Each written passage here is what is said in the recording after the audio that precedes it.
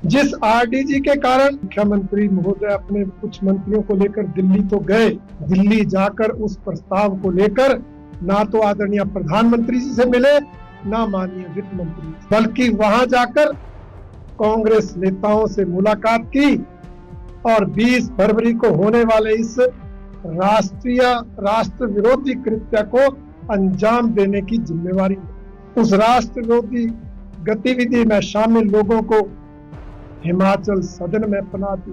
उन उपद्रवियों को दिल्ली से निकाल कर हिमाचल प्रदेश लाया, हमारे दूर दराज के क्षेत्र में चिड़गांव में रखने की व्यवस्था की, क्योंकि मुख्यमंत्री जी तो शिमला आते ही कह चुके थे कि मैंने ही उनको हिमाचल सदन में ठहराया, उनके संरक्षण की जिम्मेवारी ले चुके थे। इसलिए हमारा आरोप है कि हिमाचल प्रदेश में भी उनको मुख्यमंत्री जी के निर्देश पर सरकारी संरक्षण में लाया गया, सरकारी संरक्षण में रखा गया और हिमाचल प्रदेश की पुलिस की कार्रवाई भी मुख्यमंत्री जी के निर्देश पर।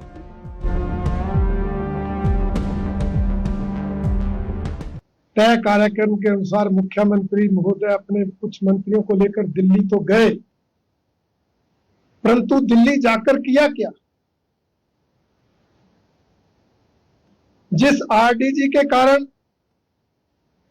महामहिम राज्यपाल महोदय के अभिभाषण पर धन्यवाद प्रस्ताव तक नहीं लाया,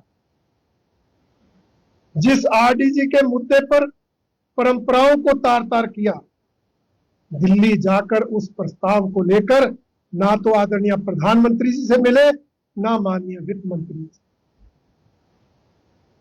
बल्कि वहां जाकर कांग्रेस नेताओं से मुलाकात की और 20 फरवरी को होने वाले इस राष्ट्र विरोधी कृत्य को अंजाम देने की जिम्मेवारी है।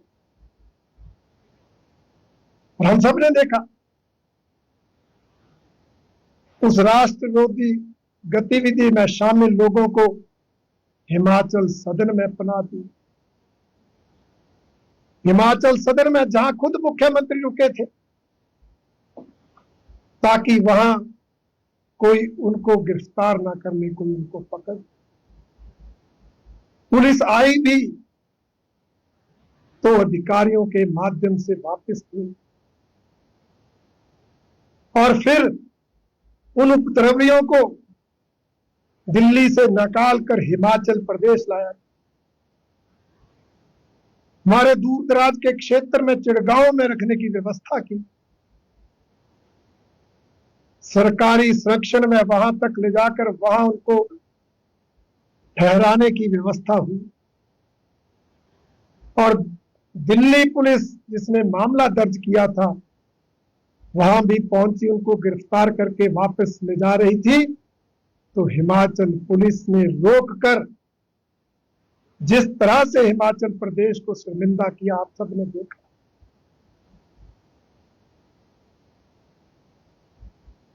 मामला बताने के बाद भी, आइडेंटिफिकेशन देने के बाद भी पुलिस अधिकारियों पर, पुलिस कर्मियों पर एफआईआर दर्ज हो।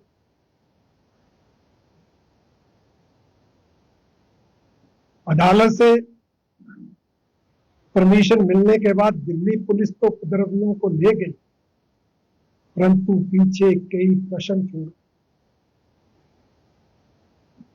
आफ्टर ऑल पुलिस इस हद तक कैसे पहुंची? क्या ये सत्य नहीं है कि उन पर मुख्यमंत्री जी का दबाव? क्योंकि मुख्यमंत्री जी तो शिमला आते ही कह चुके थे कि मैंने ही उनको हिमाचल सदन में ठहराया, उनके संरक्षण की जिम्मेवारी ले चुके थे। इसलिए हमारा आरोप है कि हिमाचल प्रदेश में भी उनको मुख्यमंत्री जी के निर्देश पर सरकारी संरक्षण में लाया गया, सरकारी संरक्षण में रखा गया और हिमाचल प्रदेश की पुलिस की कार्रवाई भी मुख्यमंत्री जी के निर्देश पर थी। इसलिए सारी गतिविधि को चाहे अंजाम देने की बात हो, चाहे उपद्रवियों को बचाने की हर संभव कोशिश मुख्यमंत्री श्री सुखविंदर सिंह सुक्खू जी की भूमिका उसमें रही। इसलिए हमने कहा इस राष्ट्र विरोधी कृत्य के वो सूत्रधार।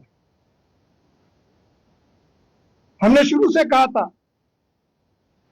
कि यह सरकार आरडीजी को लेकर गंभीर नहीं है,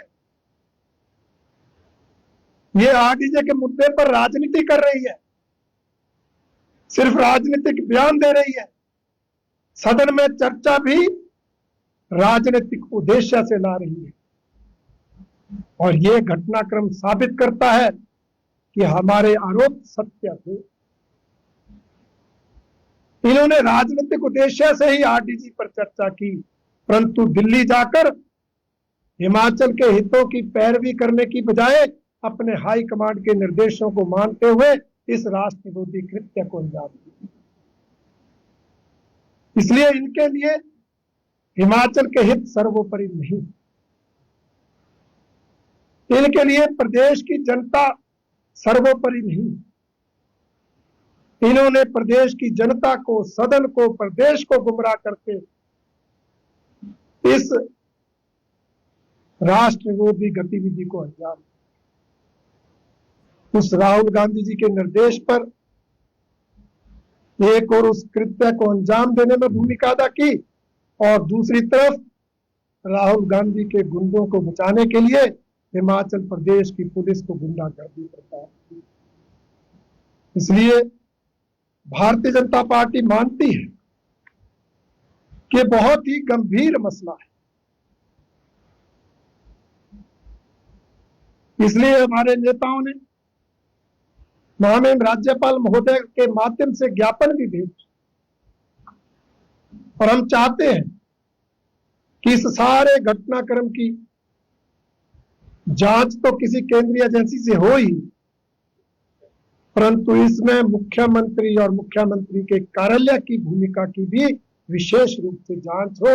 ये भारतीय जनता पार्टी की मांग है। धन्यवाद।